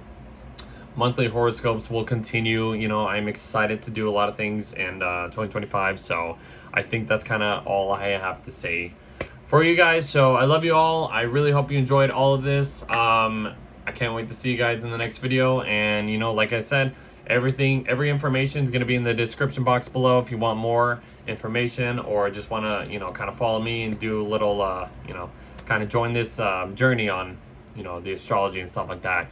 I'm your guy. So I'll do the best I can to at least teach you guys and explain all this stuff. But yeah, I hope you guys enjoy the rest of your day, and I hope this year is really good for most people.